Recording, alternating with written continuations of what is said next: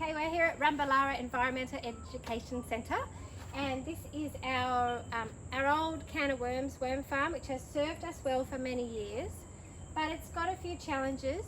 Rats can chew through the air holes and the shells get super heavy. So I'm going to show you, it's literally super heavy. Is it coming apart? There we go. It's crazy heavy.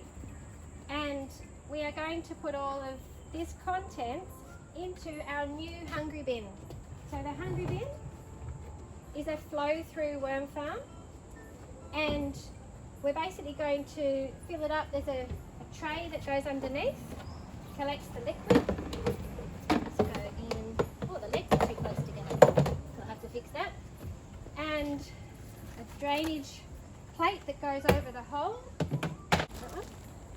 We're going to put a couple of bags of that in, and we're going to put a bucket of coir peat, and then we're going to put the worm farm contents and let them settle in, and we'll start feeding them next week. So that's it.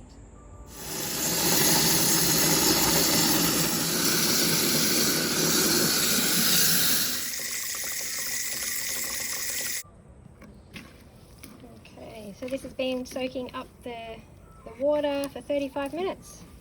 So actually didn't need a full bucket, it's quite sloppy, so that's nice. Okay, so I just found a little problem with the way the hungry bin's been put together.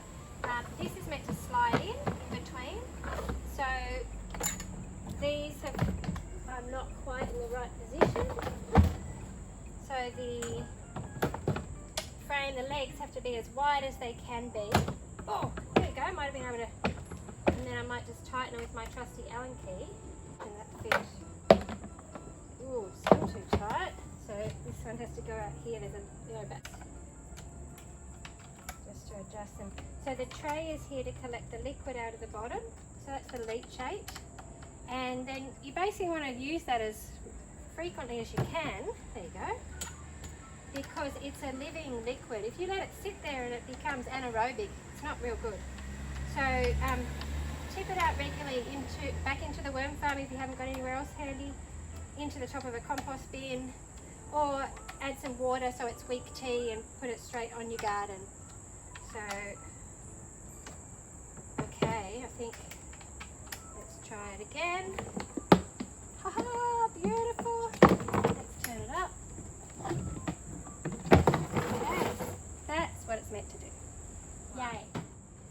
So we just lifted off the top layer, which is super heavy, and found a common problem is that there's a big air gap between the bottom of this top feeding layer and this kind of living area layer.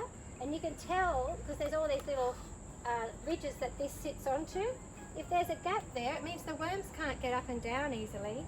So you always want to fill that up, either with some contents from your top shelf, or shredded wet newspaper or something. You don't want to have those air gaps. It's one of the reasons people find these multi-layer worm farms a bit of a challenge.